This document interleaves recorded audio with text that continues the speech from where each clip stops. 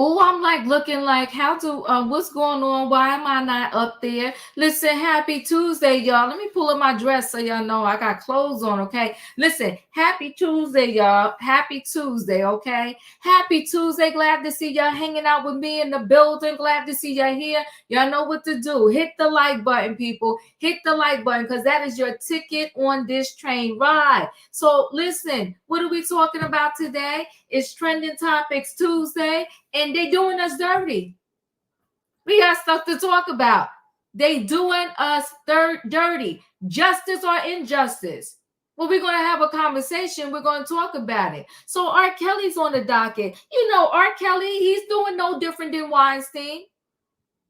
Weinstein wanted a retrial because of the technicality. So if Weinstein got a retrial because of a technicality, should not R. Kelly? Well, y'all going to decide as we talk about it tonight. The law is the law. And if they did something technically wrong when they was trying you do by law should have the right to be retried. We're going to talk about it. Now, do I think R. Kelly's going to get away with this? I say not, but I could be wrong. Time will tell. We shall see. We're going to talk about R. Kelly, talking about the law you tried me on and convicted me on. That law was not in place when I did my crimes. So therefore, I should not be locked up for that. Listen, he finally woke up. He found a lawyer quoting the law. Now, when his lawyers that he paid when this was happening, they didn't know that then? I'm telling you, listen, if you do find yourself in trouble, you better sell your wigs. You better sell everything so you can pay the best lawyer possible. Because who represents you matter. Did his lawyers not notice when he was going through trial? Did they just wake up yesterday and figure this thing out? It's messy. But that's what R. Kelly's saying, and we're going to talk about it tonight. Then we got this LAPD. I don't know if y'all saw the video. But this young man, he was handcuffed. His hands was literally behind his back. He was handcuffed. He wasn't really saying much out of his mouth. He wasn't going crazy. He wasn't cursing them out. He wasn't trying to spit on the cops. He was doing none of that. The cop got mad, the one cop, and he just clocked them in the face. Did y'all see that? And he was like, yo, whoa. And you know, he stayed calm because you know what he said? He said, I'm just going to sue them. That's what he said. He said, I'm going to sue them. And luckily, there was some bystanders because the girl said, I got that on film. So although the cell phones, they have some negative value attached to it. Listen, this cell phone is getting a lot of footage and saving some lives. He was handcuffed. And he got clocked in the face by the cops. The cops just think they could do whatever, however, whenever, to whomever, whenever they feel like it.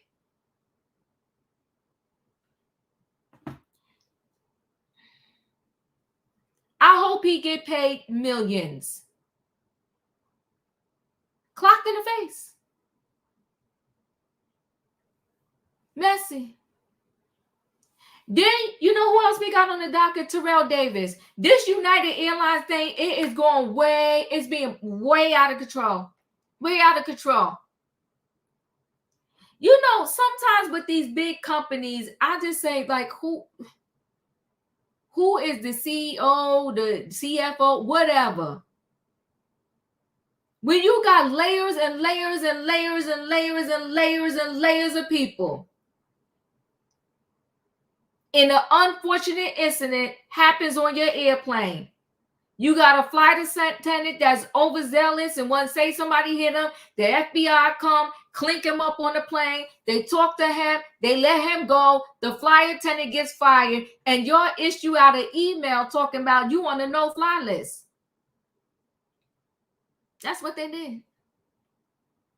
After all he been through, they gonna send him an email talking about you on the no-fly list. Then they want to try to claim that they took that no-fly list thing back, but he said we never got a letter saying that you revoked it. And they say, yeah, we revoked it. I've never seen such a major company just mess up over and over and over again.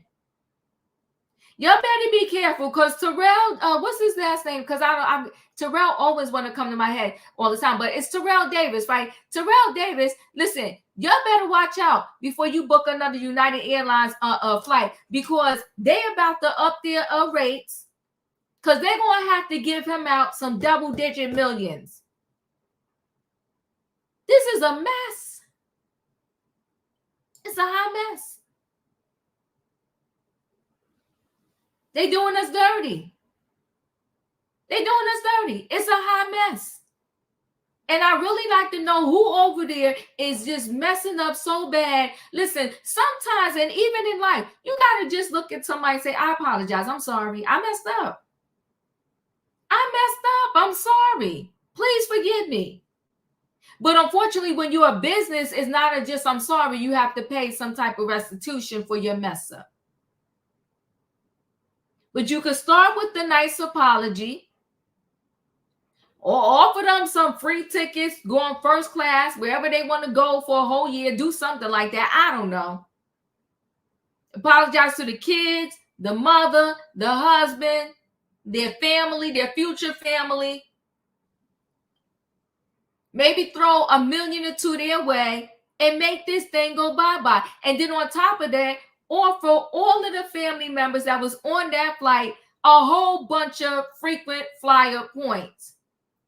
And then in addition, because all of these airlines, they have, you wait in the general area when you waiting for your flight to pull off and load and whatever the case may be, you wait in the general area. They all have their own little special room for members. You offer them a room, passes to go in that secret room where you treat it like royalty while you waiting for your flight to get on board. Got free coffee in there, the Wi-Fi, tea, biscuits, soda, sparkling water. Yeah, in the special room. That only the people that fly. Come on, the lounges. Come on, Savannah. Help me get the words out. Yeah. Offer them the passes to the lounges, so they don't have to sit with the regular folk like me while they waiting for the plane to board. Yeah, offer them that. Oh, okay. Yeah. An apology means accountability. Most don't want to admit when they're wrong. Well, you are correct. You are correct. And you know what, though? They're stupid. That's just stupid. They making things worse. Which you know what too? Which they also didn't know. You know what? You mess around and find out. What they didn't know is that man was somebody. Listen, everybody is somebody. But what they didn't know is he was somebody that the world knew. They probably was shocked to the high heavens when they found out he was an ex-NFL player. But that's why you're supposed to treat everybody good, because you never know who somebody is. You never know who you're talking to. You never know who's next to you. You never know what's going on. You got to treat everybody nice. Got to treat everybody nice. Diva, he can afford that on his own. They need to pay him for his pain. Yeah, they do. They need to pay him for his pain and give him a whole lot of perks too. They do. Yeah, they got egg on their face when they found out who he was. Yes, they did. And they still messing up back to back to back to back to back. You just going to put them on the no-fly list? So imagine if that was a regular person. Imagine that was me. I would have been on a no-fly list because some flight attendant said I hit them. Do we not investigate? Now, I know it might be an invasion of people's privacy, but it seems like now they just need cameras on the planes because everybody just lying. And then you review the footage on the camera and see, did I hit him or did I say, hey, can I get some sugar for my tea? Can I get a cup of ice? Can I get another bag of pretzels because I'm hungry? And I paid $700 to get on this flight. Can I?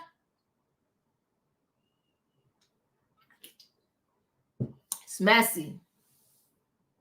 Come on now. You never know who somebody's connected to as well. You said that right there. They messed around and they found out. And listen, and let's add this to it. He was just as calm, and his wife was even calmer, and the kids remained calm too. So picture that. Everybody was calm. Nobody got crazy. Everybody remained calm. And they don't even respect that. They still want to try to stick it to him. But listen, guys, I'm going to go ahead and load this train up and bring the people on in the building. Y'all know what y'all got to do in order for me to load this train up. What do I need in that chat? I need a what, y'all? Come on, somebody give it to me. I need a choo-choo. Hold aboard, everybody. It is Trending Topics Tuesday. And we're going to talk about them doing us dirty, okay? Is this justice or injustice? I appreciate the choo-choo, y'all. Wait, hold on, guys. Hold on. I'm sorry. Off topic. But Diva, did you hear that Pal Sonia Massie has a wife that got into it with Sonia at the hospital the day before? So it may be premeditated? I did not hear that. I did not hear that. I did not hear that. This is even sadder. But did they say that on the news? I'm going to look that up later. Oh, my God. Oh, that is sad. I did not hear that. All right, guys. I'll look that up later. But everybody, oh, they did? Oh, my God.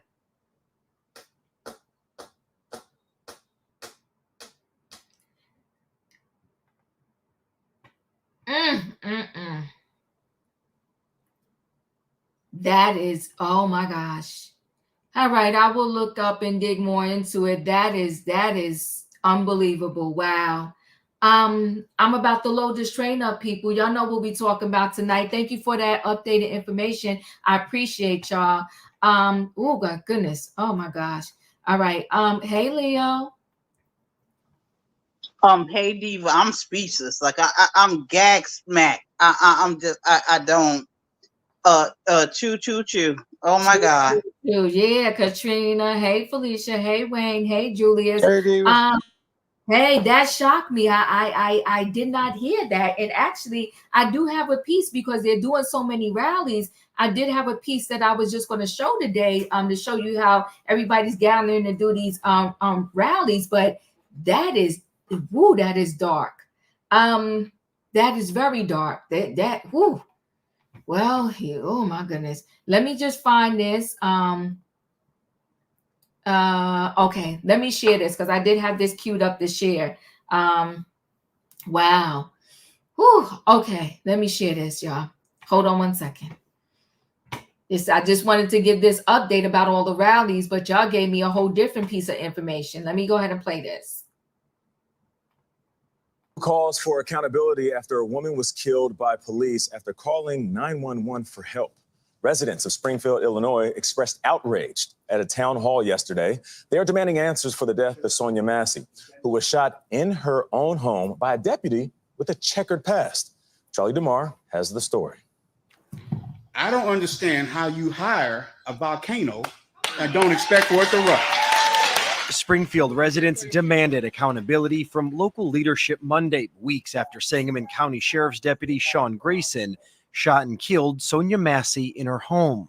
We are hiring officers who shouldn't even be given the right to wear that badge. County Sheriff Jack Campbell said he was sorry, but he wouldn't step down. We failed. We did not do our jobs. Amen. Grayson was fired over Massie's death and charged with first-degree murder. He has pleaded not guilty. CBS News has learned Grayson, who had worked for 6 police departments since 2020, had a history of disciplinary issues, including during his time with the Logan County Sheriff's Office in Illinois, where he was reprimanded for appearing to falsify information on a police report. Terminate lights and sirens now. And disobeying a command to terminate a high-speed chase until he hit a deer. Do you agree, before we conclude this, that there's a mountain of policy violations that you committed?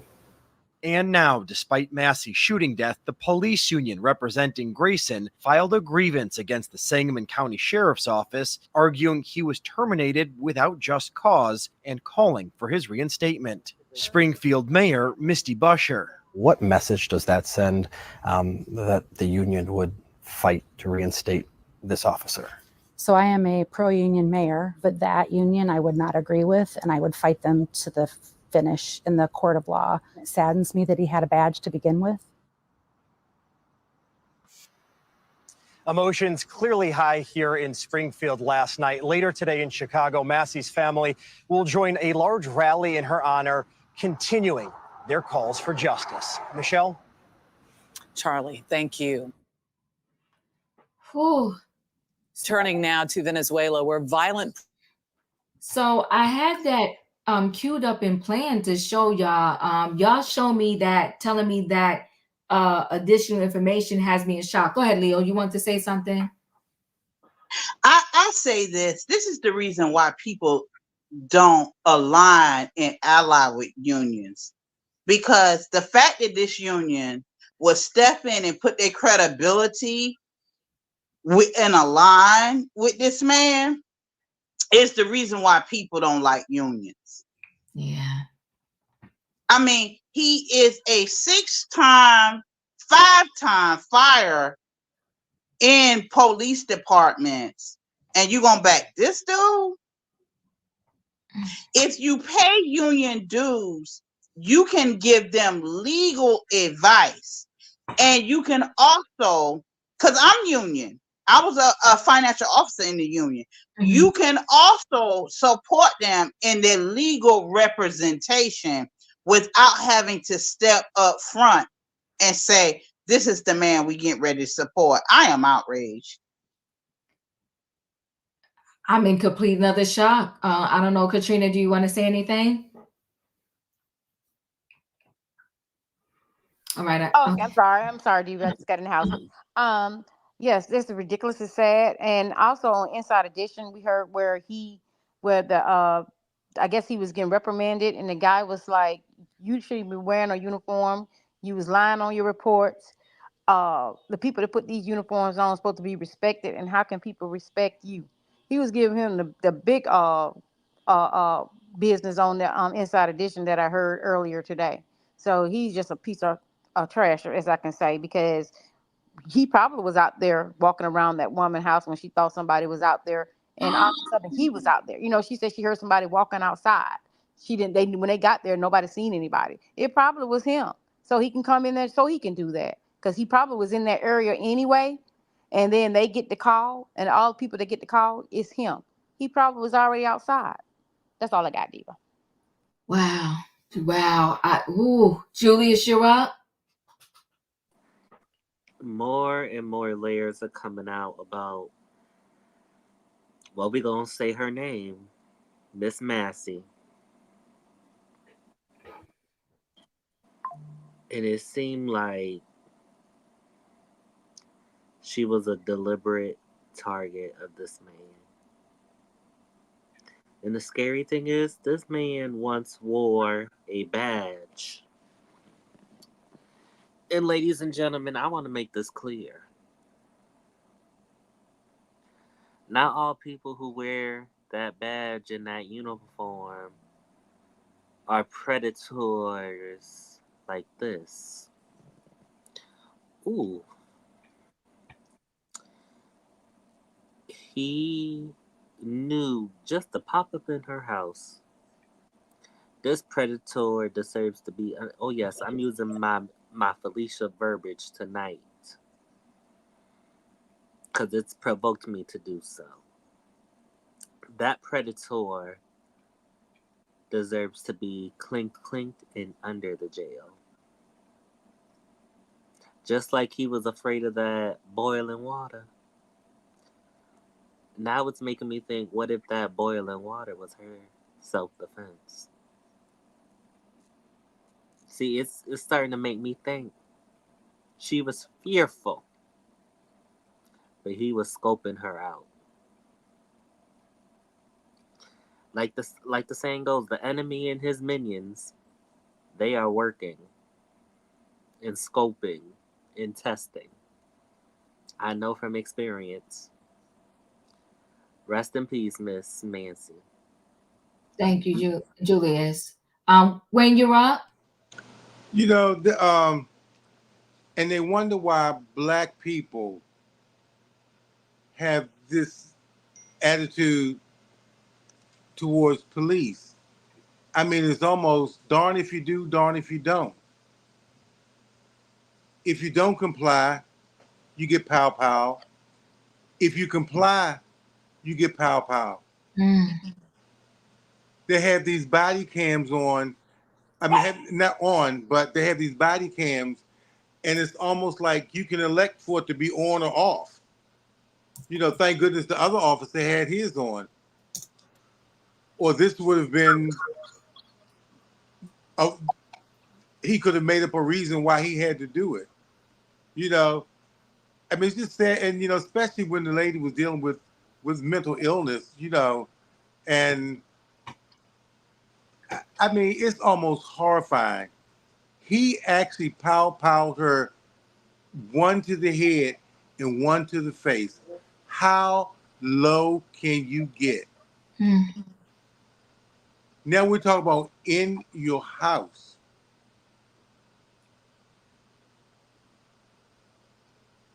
And there was talk about if somebody got in, that police would get total immunity. Can you imagine this happening to this guy? Unbelievable. I'm done. Thank you. Felicia, you're up. Good evening, everybody. You know, I get triggered on these stories. I'm going to pass. Thank you. Mm-hmm. Okay, so I'm going to go ahead and go right into our first story. Wayne, are you trying to come in again? Okay, I think that's you, Wayne. You good?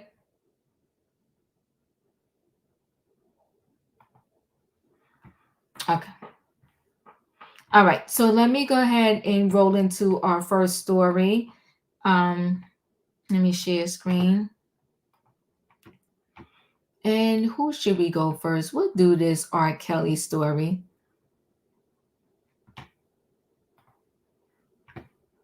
Now, I want to say I don't remember the exact reason why Weinstein got another trial, but R. Kelly is trying to claim something similar, right? So R. Kelly asked United States Supreme Court to overturn his child P, and watch our words as we talk about this story, please, conviction, the report states. Disgraced rapper R. Kelly is asking the United States Supreme Court to overturn his 2022 conviction of child P and engaging in relations with a minor. Kelly, 57, has claimed that the charges he has been convicted for occurred decades and it exceeds the statute of limitations, according to a report published by TMZ on Tuesday, July 30th. The 2003 PROTECT Act ensures that there is no statute of limitations against child S crimes. The musician was initially accused of child P in the early 2000s, but was acquitted on all charges by 2008. Years later, allegations of sexual misconduct came to light once again after the 2019 documentary Surviving R. Kelly was released. In 2021, Kelly was found guilty of SA and ST. He was subsequently sentenced to 30 years in prison. The following year, Kelly received a guilty verdict once again, this time on 3 counts of child P and 3 counts of enticement of a minor to engage in criminal S activity. He was sentenced to 20 years in February 2023, 18 of which were set to be served at the same time as his previous sentence. Following his 2022 guilty verdict, Kelly's lawyer, Jennifer Bonjean, stayed positive, declaring they won more counts than we lost and praising the jury for doing their job. You want more counts than you lost? I don't want my lawyer to say that. I want my lawyer to have me outside of bars, but whatever. Now we're asking the U.S. Supreme Court to overturn the conviction. Bonjean has argued that Kelly's prior convictions don't meet the PROTECT Act criteria because the alleged acts took place in the 1990s, according to TMZ. U.S. Weekly has reached out to Kelly's team for a comment. Kelly survivors have spoken out over the years, detailing the alleged abuse they face at the hands of the musician. He's not a good person, Asante McGee, who was featured in Surviving R. Kelly, told us in the 2019 interview. I've always said that he is the devil. Kitty Jones, another victim, told U.S. at the time she hoped Kelly would be found accountable in the court of law because he has broken the law. She continued, he has violated people, he has hurt people, and there is stuff on tape that you can't deny. I don't think he'll ever own up to what he has done, but that'll certainly help, and get some therapy. And then it tells you if you or someone has been SA, there's a number you can contact, the National SA hotline at 1-800-656-HOPE. HOPE is the numbers 4673. If you are someone you know is experiencing CA, call or text Child Help hotline at 1-800-422-4453. If you or someone you know is a human trafficking victim, contact the National Human Trafficking Hotline at 1-888-373-7888. Okay, so help is available. You do not have to stay in said situations. Listen, guys, hit that like button. Leo, your thoughts? So this really says something, right? So the article got to give 3 numbers to help people who have experienced the things that the R has put people through. Mm-hmm. This man has been a menace to society, and he can go to all the courts that he want to go to. If he go to the Supreme Court and they throw this one out, then therefore he gonna have to see the people in other states that's gonna uphold the charges. He not getting out. These people not gonna let him out. They've been looking for him for 20 years. They got evidence against him, and he gonna be in these people jail. I don't say that he don't have the right to fight for his freedom, do all the things, but believe me, sir, you are still going to stay incarcerated. You, sir, is going to stay incarcerated, and you're going to pay these people their money because it's restitution that is also owed to these people. And as long as they keep spending the hits, none of that money is going to go to you. Not a dime. It's going thank God. Mm-hmm. None of that money is going to go to you. It is going to go to your victims. So let him have at it. These people are not going to, because listen, right? If these charges don't work, they're going to do the IRS charges on him. There's a whole background thing going in the background for him for the IRS. Either way, these people plan to keep you incarcerated. Thank you, Leo. Katrina, you're up. It's amazing. Some of the most talented people are some of the most evil people. This man he has a lot of talent. Yeah. And people abused and knew he had this talent, and they knew what he was doing, but instead of stopping him or going against him, they thought they was going to lose out in money, so they did what he wanted them to do. So he's in jail, prison, whatever. He's in prison. The fact of the matter is, more people need to be in prison with him, because these victims didn't become victims by themselves. These victims became victims through parents, through friends, through everybody. So I think the parents, the victims, and all those people, the ones that helped him orchestrate the stuff that he was doing, I think they need to be in prison right along with him, because he didn't do it all by himself. He had people helping. He had people around him seeing exactly what was going on. So yes, he's in there, and there's no doubt of that.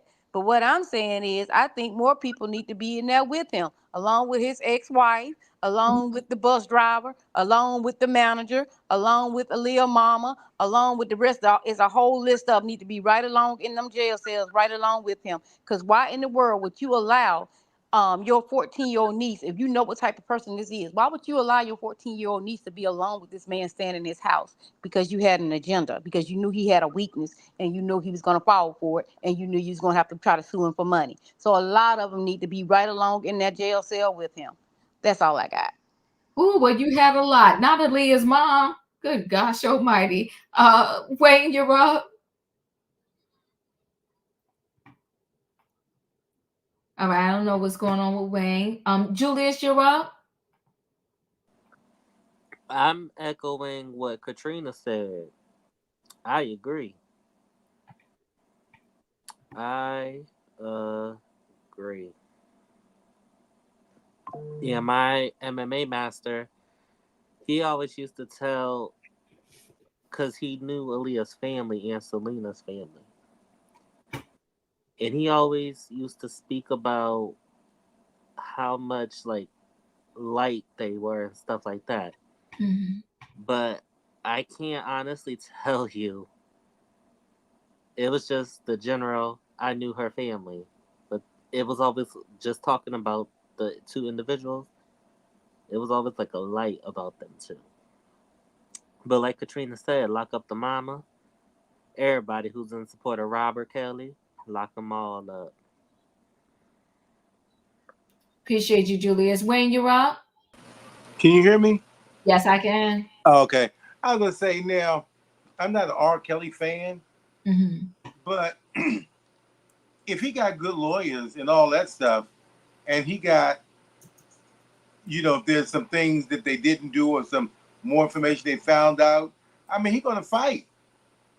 I mean, he'd be crazy not to if he think, look at all these other people that's getting off on the charges.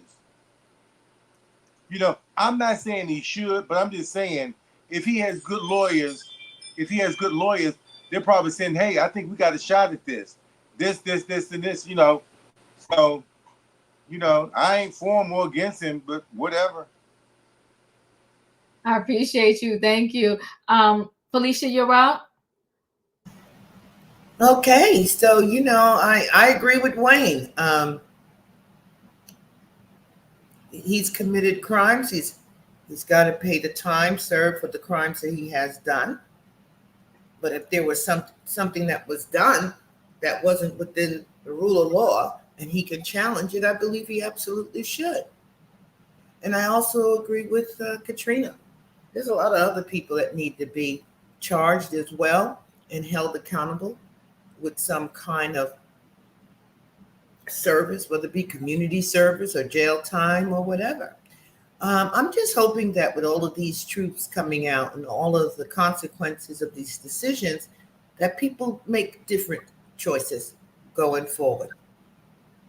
I'm done. Thank you.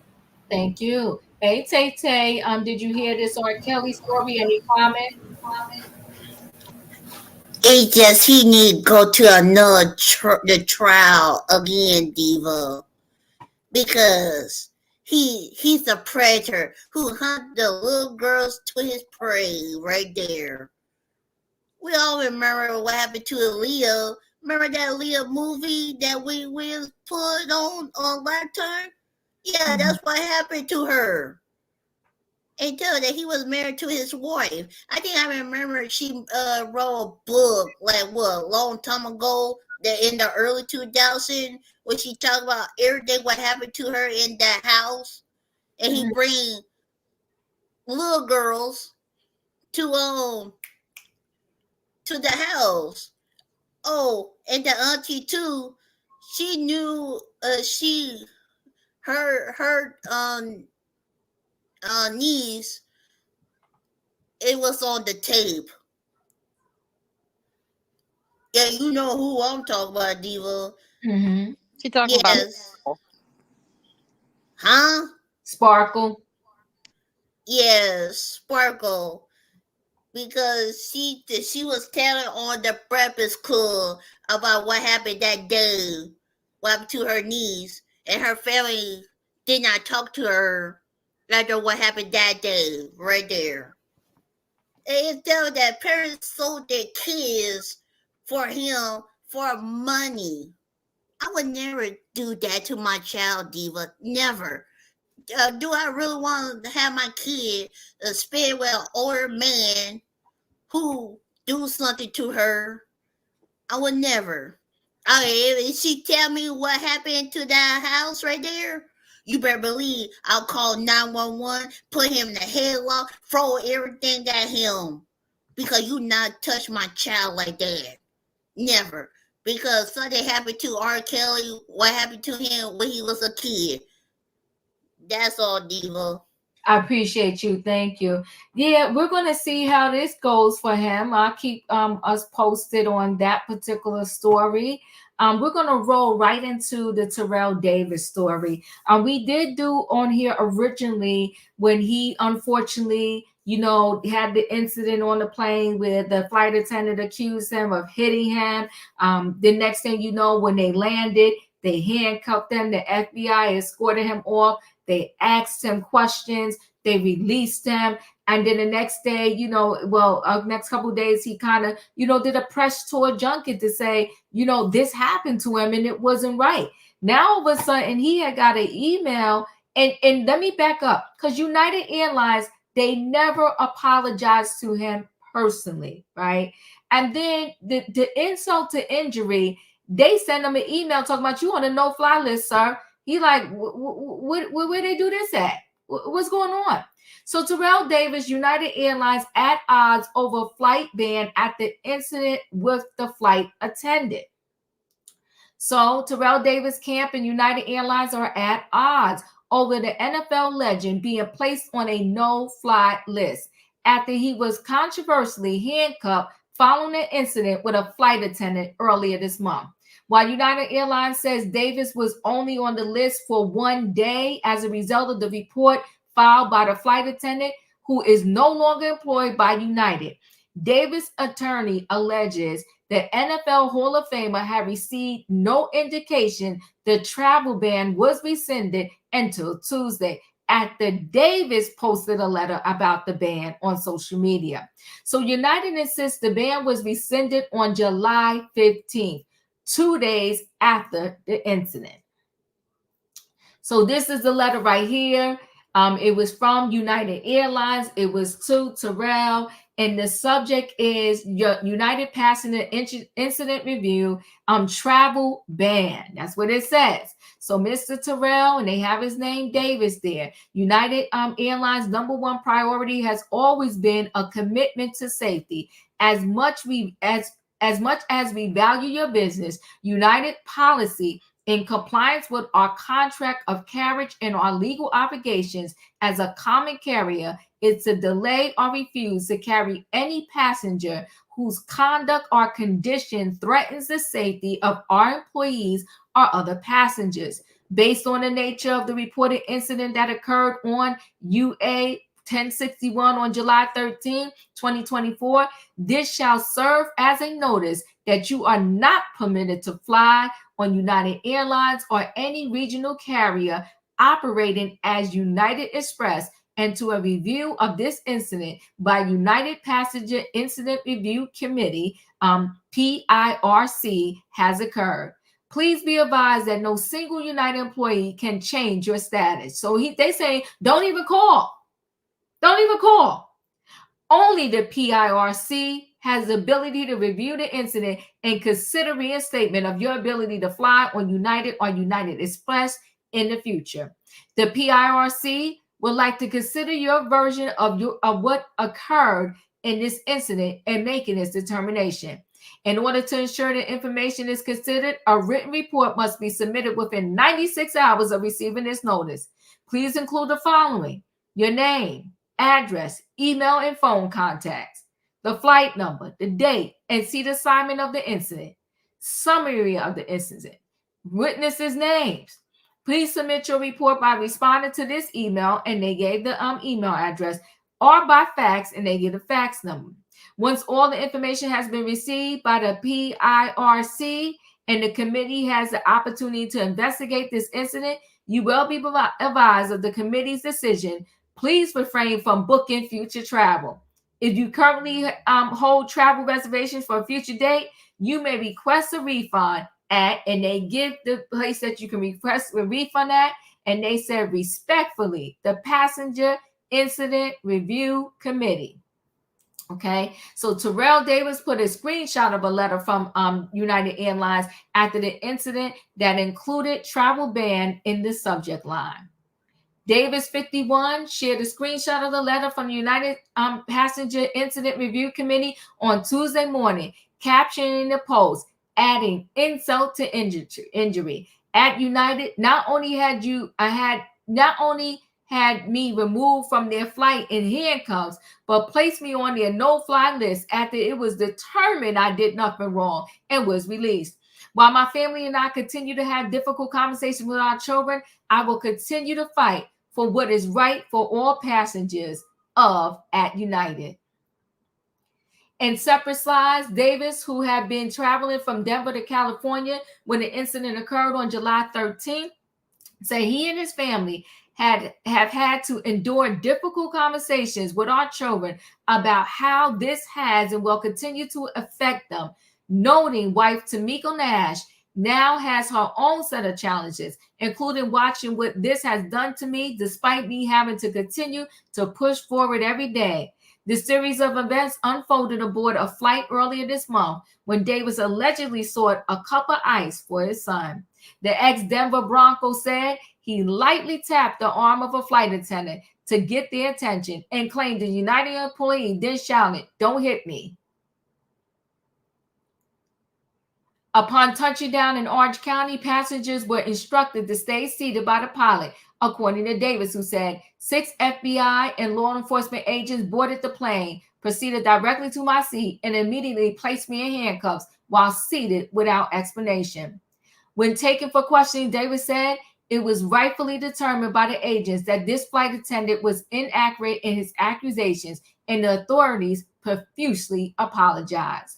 United Airlines later addressed the incident in a statement. Davis added Tuesday, the company not only wrongfully accused me of something I did not do and had me handcuffed and detained, but they have failed on so many levels to demonstrate any genuine empathy for my family's experience, and also are making real changes to ensure this doesn't happen to anyone else. I was banned on this airline even after they sent a media issue statement with a boilerplate apology. They somewhat admitted to wrongdoing, but have done nothing to right this wrong, he posted, adding, I will work to see the powerful held accountable for this mistreatment. In the wake of Davis' Instagram post on Tuesday, United Airlines issued a statement to the Post that read, Mr. Davis received the letter the day after the incident. It was generated due to the report of the flight attendant, who is no longer employed by United. The day after the letter was sent, we discussed with Mr. Davis' team that it had been rescinded. We have apologized to Mr. Davis for his experience and continue to review our handling of incidents like this to protect our highest priority, the safety of our customers and crew. Davis' attorney Parker told the Post in a separate statement Tuesday that up until today, we have received no correspondence or communication indicating that the travel ban had been rescinded. Mr. Davis did not see the initial response until recently. Mr. Davis did not see the initial correspondence until recently, and we have released the email because of the lack of response from United across the board. We can confirm we have received no rescinding of this ban until today, just moments ago, and only after Mr. Davis posted his statement. Davis played for the Broncos from 1995 to 2001 and is a two-time Super Bowl champion. This is the messiest. It's so messy. I cannot. Leo, your thoughts? It is the messiest, the most unprofessional. How they handled this incident is emblematic of how airlines have compartmentalized complaints, whereas the letter was generated automatically without the full investigation. So that is a problem within itself, that you will automatically put somebody on the no-fly list before the investigation was even, dealt with or actually handled through its, natural fruition of what will happen. So this United Airlines got them a problem, because in general, once you get the no-fly list, most people just suck it up and keep on going. But he has Terrell Davis has the ability to keep it going. He posted it, and there are generic apologies that they post, but don't even call and talk to this man. Nobody is calling to represent United Airlines to talk to this man. Not to his people. Nobody has called and talked to him at all. None whatsoever. And he was publicly humiliated for something he did not do. They are trash airline, and I hope that this gets out to the masses, that they numbers decrease, because this is a problem. They have a very big customer service problem that they're going to have to address. No one associate, no one steward or stewardess should be able to get somebody handcuffed off the plane unless it's something that we see that's outwardly being expressed, that's making not just the steward uncomfortable, but everybody else around uncomfortable. Yeah. These people are failing at their job, and with the prices that they charge, they got to do better. They're going to have to do better. I appreciate you, Leo. Katrina, you're up. Yeah, you're correct, Leo.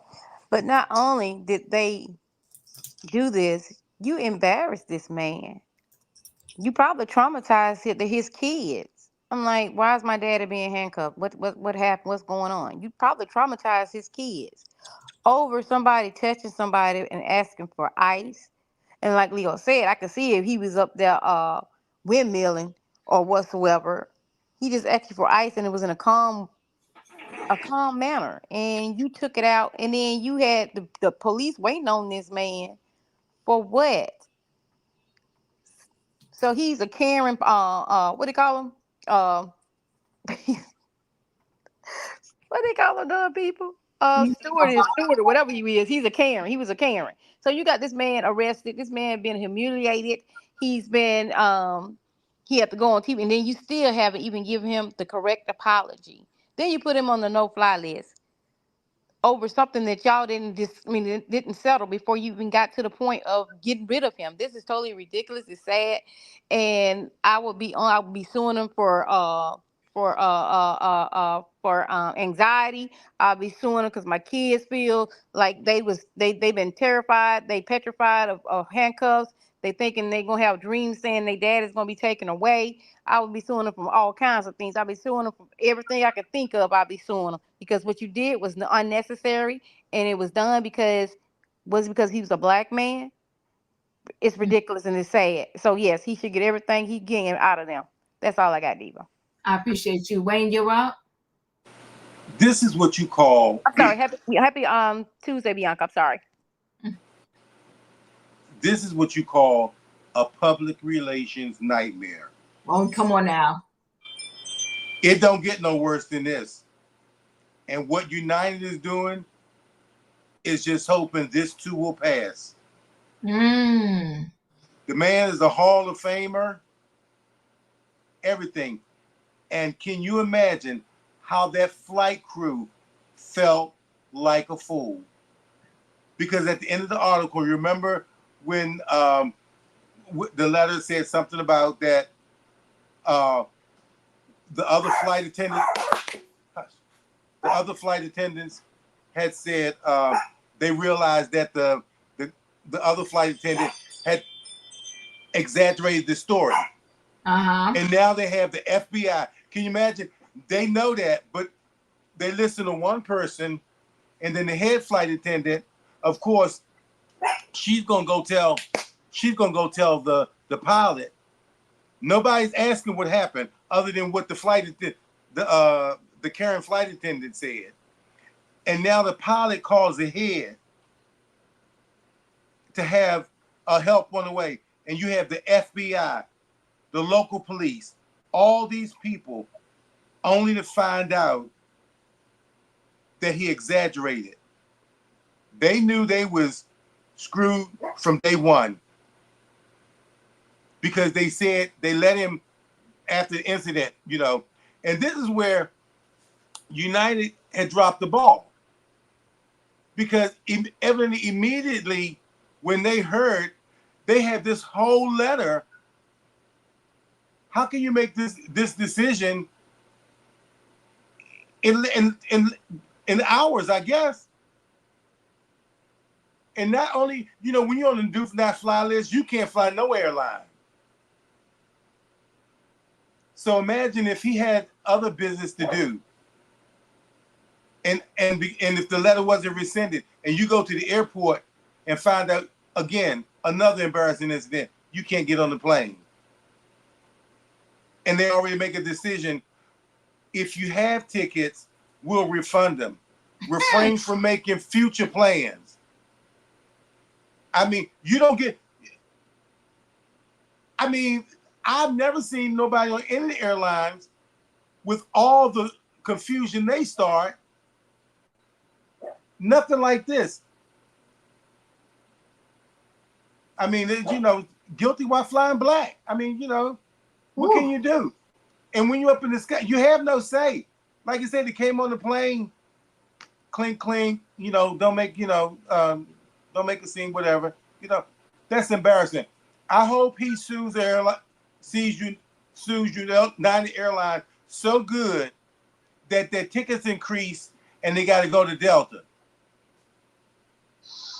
But this is the thing, though, Wayne. They didn't say they was gonna give him his money back. They said, "Do this email, and you can request for your money back." These people is on some BS on real. his future travel. He said if he had any future tickets that they could be. And you can request. They ain't say they was gonna give it to him. They said you can request. These people is on some full BS. Messy. Yeah. And they let you know. Don't even try to call nobody, because this group right here, they got to make the decision. So don't even try to call nobody, begging them, just in case you did have a ticket for tomorrow. But can I tell you this? I don't know if you remember the woman that went off on the flight, talking about she sees somebody. She said that MF back there. She lost her natural mind. Now, that was not United, but the point is, she didn't even get put on no-fly list. And all them people that was trying to go somewhere got delayed. Yeah, calling people devils or aliens or something. That was a weird woman. I know you I talking remember about. that, and she wasn't put on the no-fly list. So this man was automatically put on the no-fly list. Then they say it was generated. But airlines do this where they have compartmentalized complaints. So even before it's even investigated, another department go ahead on and generate a claim for no-fly list, because the picture was sent up and they said he was violent towards someone, a steward, and he got ejected immediately. These people is foul. Bananas. Julius, you're up. I ain't flying with. Listen, I got a severe phobia of heights. But this is just letting me know I'm not flying with United. Nope, no thank you. No thank you. And if I was Terrell Davis, I would be already in the process of pursuing legal action to get a refund and to further put them on notice. Like, there's just no more talking. They're starting to play in his face. Oh, you can request. Oh, I'm going to request, but with the help of my lawyer. Thank you. Boom, that's it. Felicia, you're up. You know, this story, this situation, this incident has really made me most uncomfortable. This man, this father, this husband is traveling with his family. They're on a flight. They're not all sitting together, but they're very near each other. And an incident happens.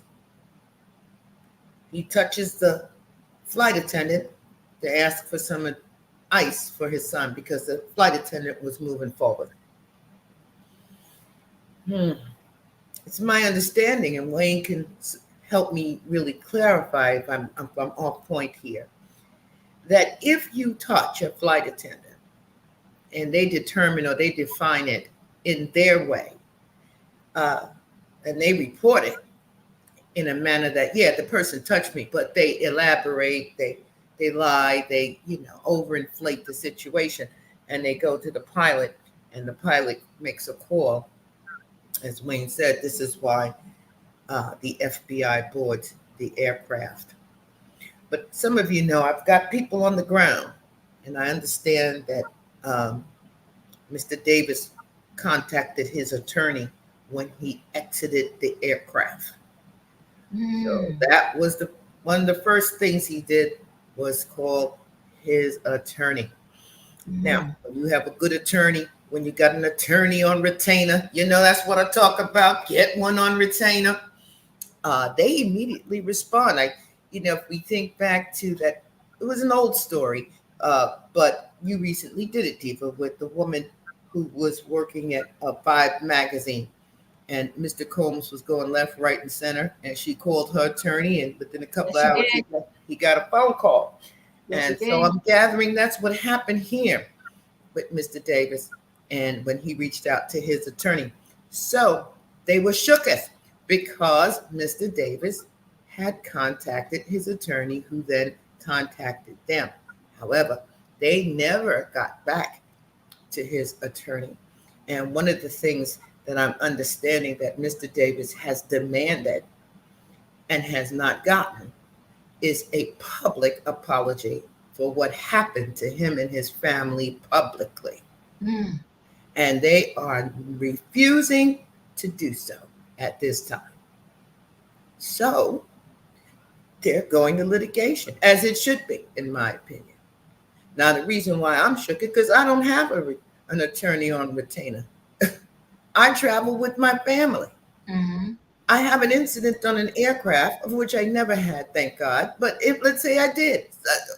I tapped the flight attendant, or I talked to the flight attendant, or I said, excuse me, or maybe, how sometimes you're asleep when they come and you're not responding right away, and maybe they're a little short with you, whatever. And let's say you exit the aircraft, you go on about your vacation, your trip, and now on your return flight, as Wayne says, you cannot fly because they have instantaneously put you on a no-fly list. Now, they're going to have to fix this.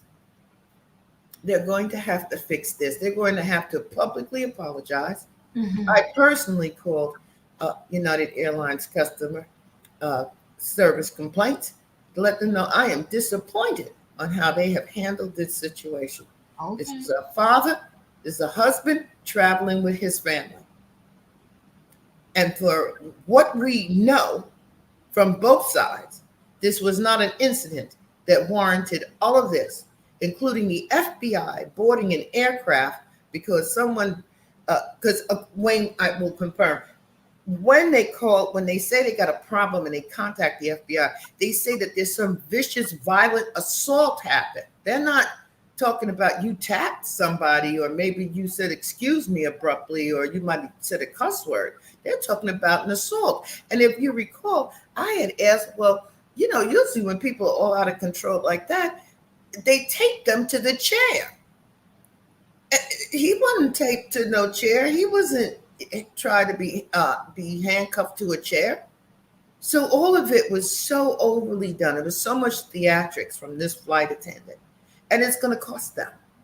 And I hope it's a couple of million. I know you like to fly United, people. You just got to get a little bit more extra money out to pay for the additional fees for having to pay Mr. Davis and his family for the embarrassment, the loss of dignity, the loss of respect, and their inability to address a customer, a good customer, in a way that was appropriate. Yeah. I appreciate you. Everybody hit that like button. Tay, you're up.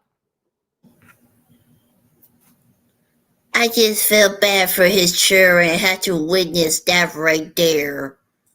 Because of what? Because of his skin? Or you probably not his fan? It doesn't matter. We all be treated right. Be kind to the people. All they want to travel the whole world with their family. But no, you just did something to him and front him, his family, and the whole world to see by this because of his skin. That's just ridiculous right there. If I was him, I would sue the whole airport myself. I said, you better have my money. I don't play by my money. I want now. I'll call my lawyer and then we go to the court. But give me like about what? $15 million so I can pay a therapy for my children who go through with that right there. And then I take half of that in my bank. That's what I do. If I have my own plane too, that way I don't have to worry about it in the next future. That's all, Diva. I appreciate you, Tay. We're gonna roll right into this last story. Again, they doing us dirty. This was sad. And first I'll play the news clip and then I'll read the story. So let's take a listen. Let me just make sure I pull up the right thing here.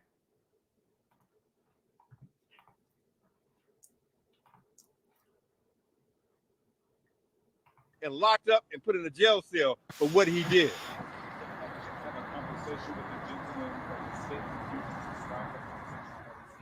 No, actually, I spoke to his friends. I went to the site, spoke to actually the young lady who shot the video. She's scared.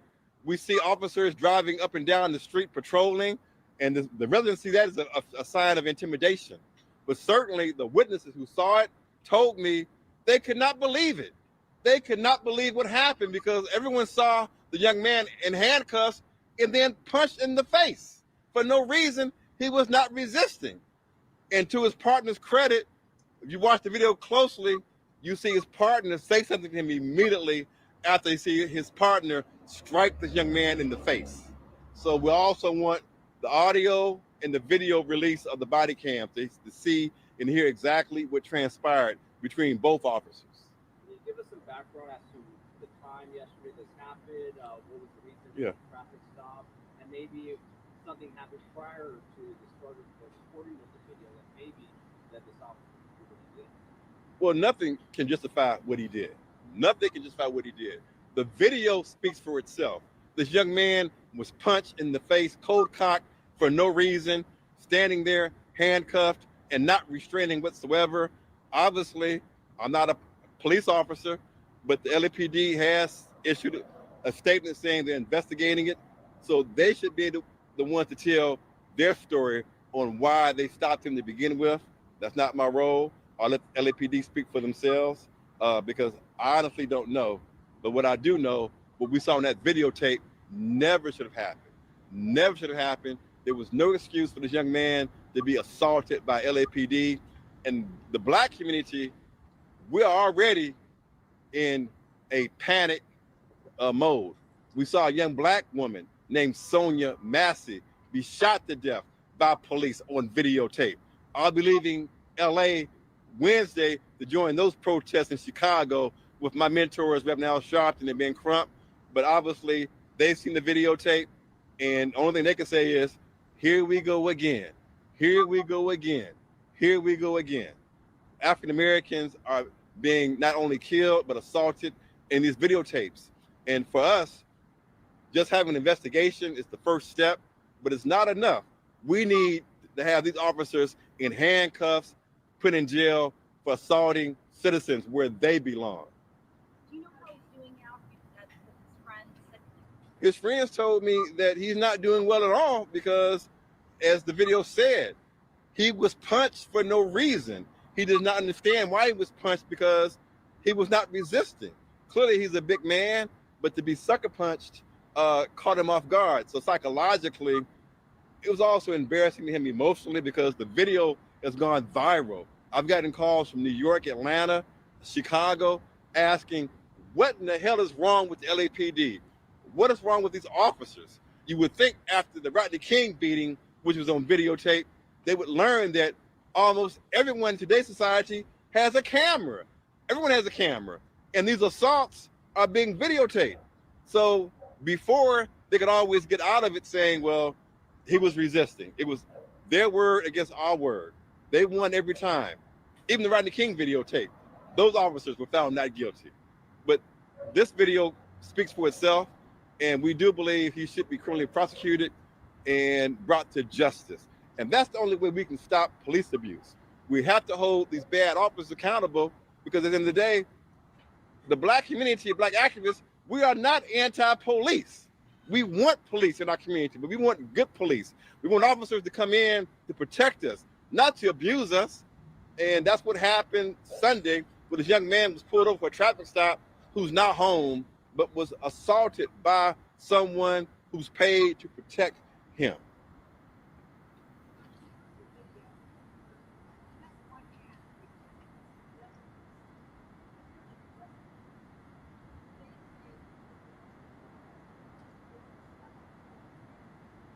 Well, the video speaks for itself, and our point of contention is that there was no reason for this young man to be slugged by the officer because he was not resisting.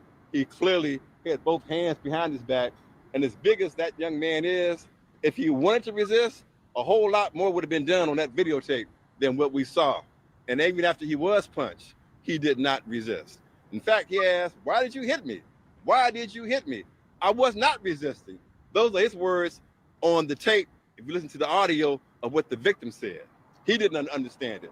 We don't understand it, but we're sick and tired of seeing it because at the end of the day, this only happens primarily, we see it in the black community. We don't see white officers going into the white community punching white suspects. You know, they don't do it. And they're gonna learn to stop doing it in Watts in South LA. Do you know anything about the young man? Any details that you can share? I don't know his name. We follow each other on Instagram, ironically, but certainly we're hopeful that he'll come forward and tell his own story. As I said, this just happened. It's breaking news. But based on the outrage I've seen in the comments on social media, everyone is livid and outraged across the nation, especially in light of the Sonia Massie video. He's home. So wherever he lives at, he's home recovering.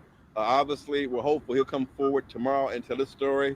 But this story is going to continue. Tomorrow morning, we will be at the LAPD Police Commission meeting, demanding that the chief of police meet with leadership in our community, not just about this issue, but a host of other issues that we've been concerned about, such as their failure to protect the young students at USC and UCLA, which kind of got swept under the rug, but the LAPD failed, in my opinion, to protect young people in that situation. So I know he's just the acting chief, but at this point, the lives of LA residents are at stake, and he must be held accountable.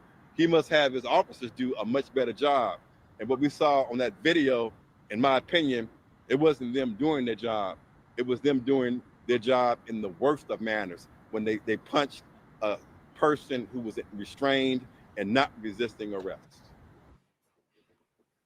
Whew, whew. Let me just read a little bit more. This story is so sad.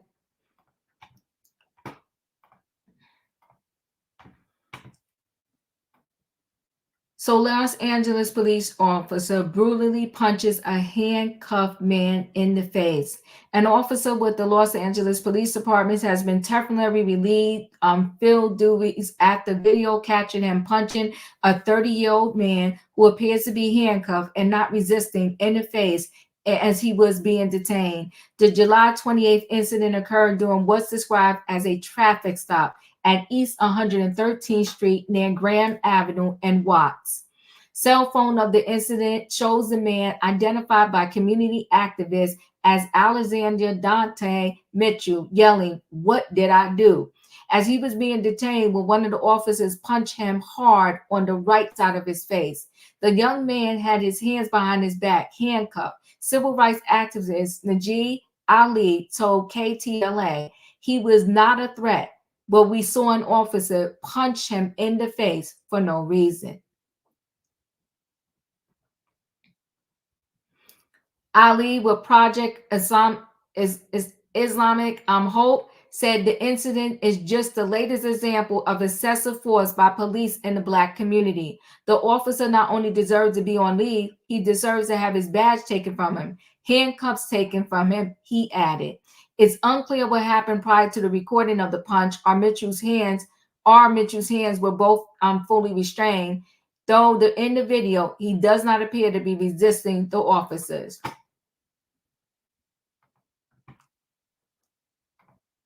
Hold on one second, guys. I don't know why that did that.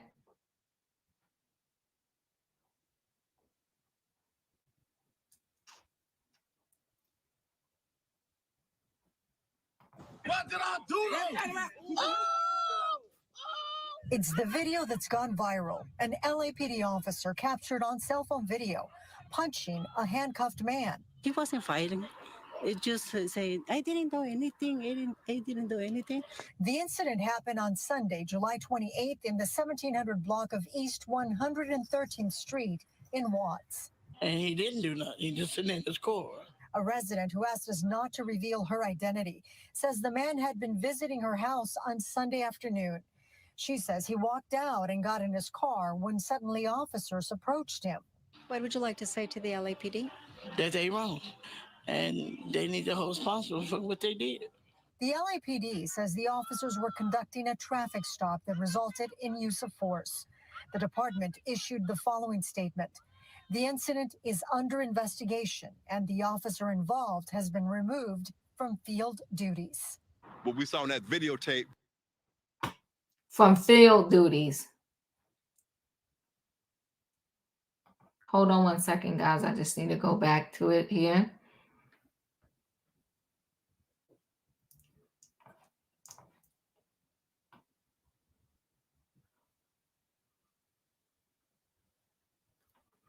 A witness to the violence who describes herself as a family friend of Mitchell's and did not want to be identified on camera says she never seen anything like that before. They just opened the door and snatched him out, she explained. There wasn't no reason. He was just sitting in the car.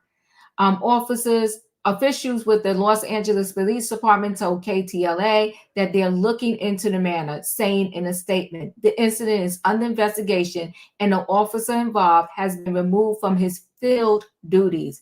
As for Ali, he says that nothing can justify the police officer's action. The video speaks for itself, he said. A press conference outside of LAPD headquarters with Mitchell's family members and civil rights leaders is scheduled for Tuesday morning. Leo, your thoughts?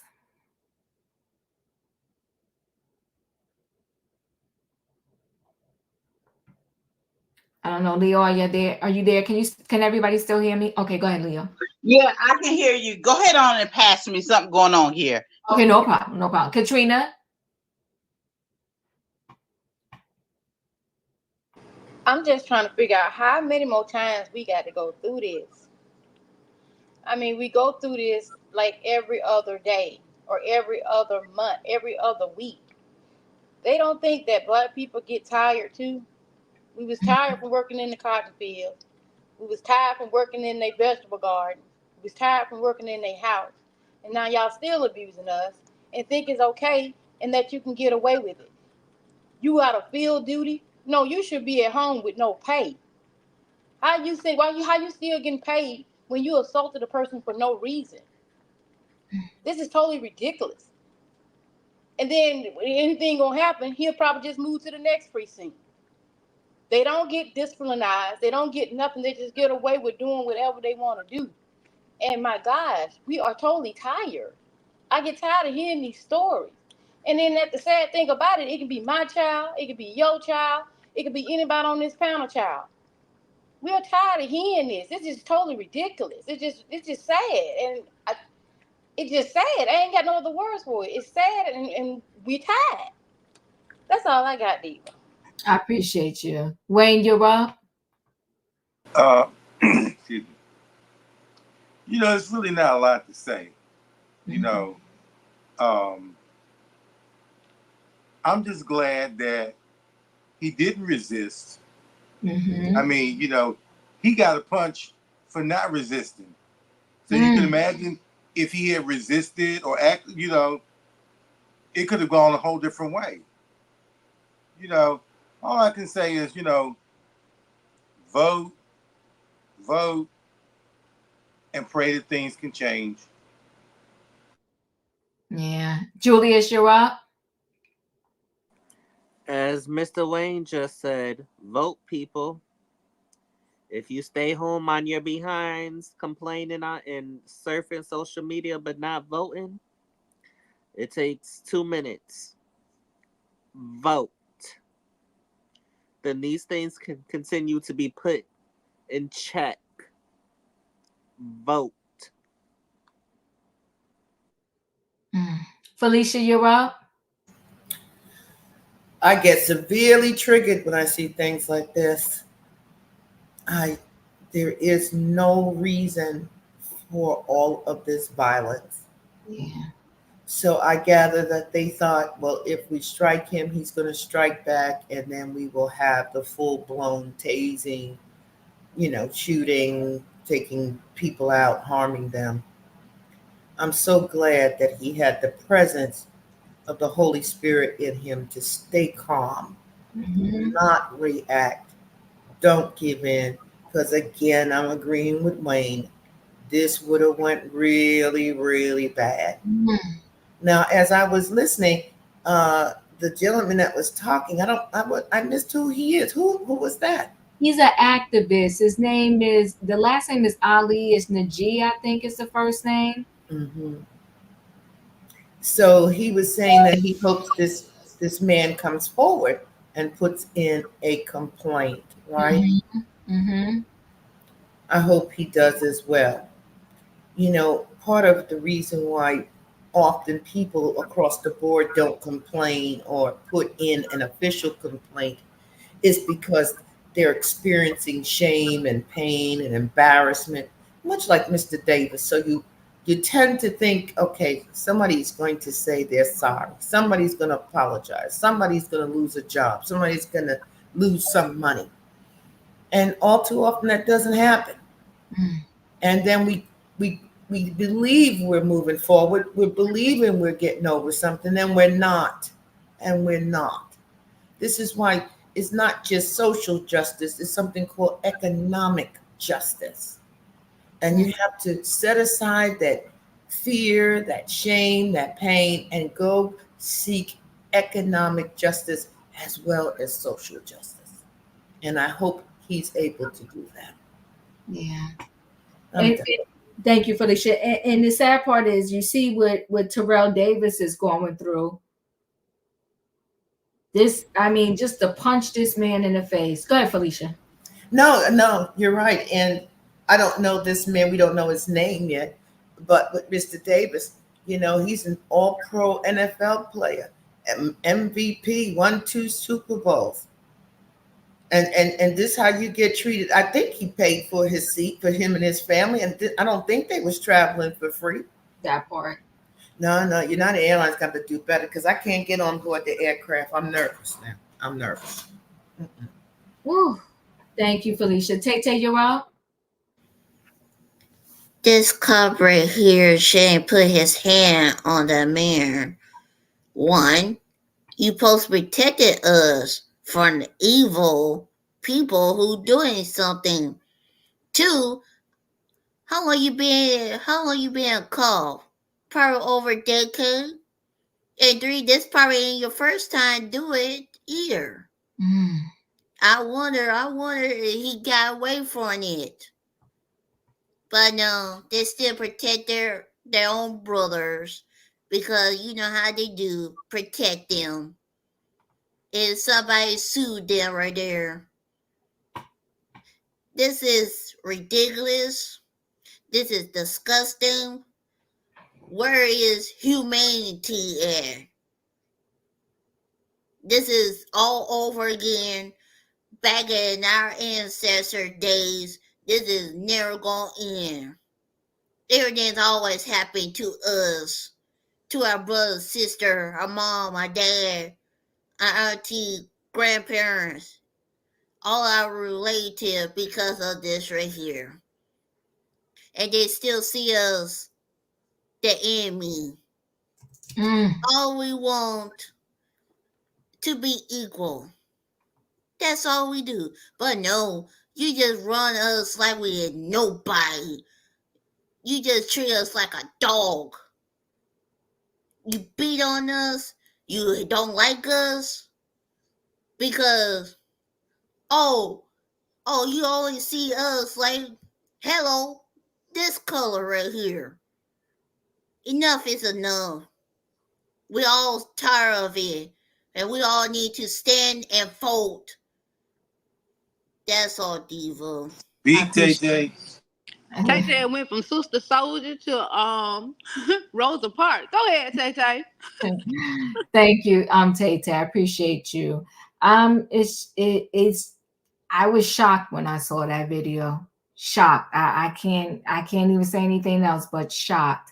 I'm gonna go ahead and roll right into the feel good story. This one is really good. I think you're gonna like it. And I always say over here, listen, follow your dreams. Follow your dreams, no matter how old or young you are.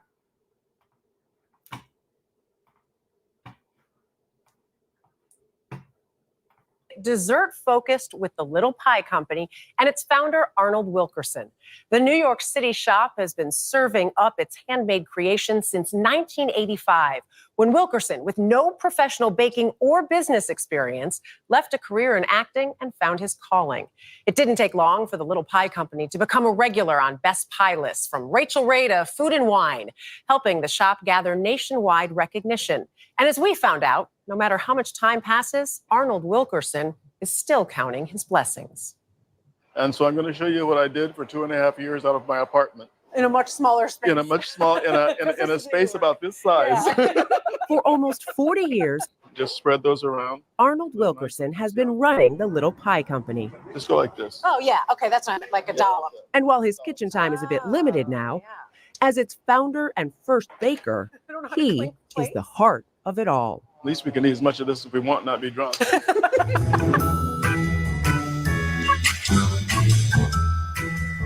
The irresistible pastry he and his team have become known for, the soul.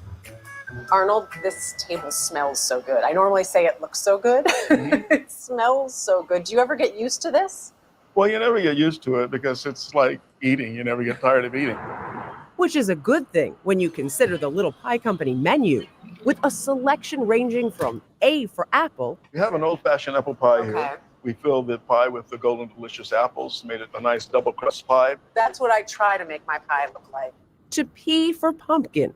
The spice in this pumpkin pie. And plenty in between. But the one that started it all was this, a sour cream apple walnut. It's thinly sliced Granny Smith apples. It's topped then with the brown sugar and walnuts, and the crust is an all-butter crust. Wilkerson started making them in his one-bedroom New York City apartment in the early 1980s. This is like my dream come true. Okay, I have an entire pie in front of me. Oh, wow, look at that. And this was breakfast, lunch, and dinner because, you know, when you're starting out in your business, you don't have any money. A writer at New York Magazine eventually got a taste and told readers, buy this American pie. I don't have to tell you what the phone was doing. I had to borrow ovens from my friends' apartments who were to make them out. So I put 4 timers in my apartment and know which apartment to run to get different pies out. I would say about halfway down the block, I noticed the aroma. The business eventually helped Wilkerson move on from his makeshift apartment bakery, opening the Little Pie Company a few yards away. Is it 5 minutes from here to there? I don't even think it's 5 minutes, and your building is right there. Yeah, it's right there, yes. There's a Little Pie Company upstairs and a Little Pie Company downstairs. It's not the life he first envisioned when he moved to New York City to pursue an acting career in theater and film. But growing up in California, baking was always a part of family life. My mother would make fried pies. My mother, I think about it, liked to bake on Sundays. And the only problem was she didn't like anybody in the kitchen. She didn't know I was watching. You watch and you learn. And once he made the pies of his youth a part of the present, he turned back to his mom for advice. You know what makes the stick on pie nice? I called my mother. Everything. And my mother told me, put vinegar in that crust. You see how brown that crust is? Helps it to get done and makes it light. Family isn't the only influence on the Little Pie Company's decadent desserts. These recipes, this is not just you developing, this is everybody here. You know, one of the things that you learn in life is you don't do anything by yourself. You do things collectively through discussion. We learn from each other. A prime example, this spin on a Mississippi mud pie, combining the Southern classic with Wilkerson's international palate. Once you taste chocolate, you know, in either Belgium or in Switzerland, you don't want any other kind of chocolate. Right. What you're having right now are 3 different textures of chocolate pie. There's a Belgian chocolate, which is chewy on top. Then you're going to get a creamy texture, and then you're going to get a crunchy texture. Wow. Isn't that something? Oh my God. If you were a chocoholic, wouldn't you be in heaven? Yes, it's like a brownie with like a frosting-ish. Yes. And oh my God. Reactions like mine taking the place of the ovations Wilkerson once got on the stage, a trade he doesn't regret making. You always know when your heart is into something, when you're doing it because you like it, and you know you're doing it when you love it. 2 very different things. Right. I liked acting, but I wasn't in it. Baking hit the spot for him the way acting never did. You know, it's a little poignant, but if you look over there on the wall, there's a Time magazine. Oh, yeah. And the picture of what? The American flag in the pie? And in what pie? Yeah. Our pie. We made the cover of Time. I say it's a little poignant because, you know, that was 9/11, but somehow they allowed us to represent America. That's amazing. What was that moment like for you? The Pie Company has had a lot of neat moments, but when we got this, it was very moving. Evolving a New York staple into an American one. Do you still feel like this is also a neighborhood bakery? Oh, very much so. You see, we're waving to people all the time. The bakers can't stand back there and work in those. We have these large picture windows. I love And them. constantly, you know, families, we're having children that are growing up seeing bakers at work. The Little Pie Company producing smiles even before that first bite. So while baking hasn't made Arnold Wilkerson a wealthy man, it certainly has given him a rich life. The fun is having something that you can be proud of, and something that, you know, that as a Black man, I can be an example to other young men, you know, who see that you can start out poor, not formally educated, and just dream and just believe in yourself and go forward. That you can make something out of nothing, basically. Well, your smile and your laugh are infectious, so you seem pretty happy. You know, sometimes you have to appreciate your blessings. You know what I mean? And if you appreciate your blessings, you're not going to just always be asking for more. And Arnold dropped pies off for you guys personally, because he's around the corner from here. You're going to have the sour cream apple walnut. You've got the Mississippi mud, the pecan, and the pumpkin. One other thing he's created there, it's a family. He's like Danny, his GM, started working as a teenager, as a neighborhood kid, and has worked his way up. Dishwashers that work their way up to cooks that have been there for 30 years. And yeah, It's good, right? This sour cream apple walnut. Yes, Hassani Pratt's favorite. The pecan is like it's not too sweet, but amazing. I stuffed my face that day, as you saw, and he was laughing because I didn't put enough whipped cream on my pumpkin pie. I was like, more, put on more. Yeah. Does he do a sweet potato pumpkin pie combo? I don't remember, but you can check him out on Goldbelly. He does nationwide shipping, and you'll find him there. All right. Or Michelle. The Mississippi mud is amazing. This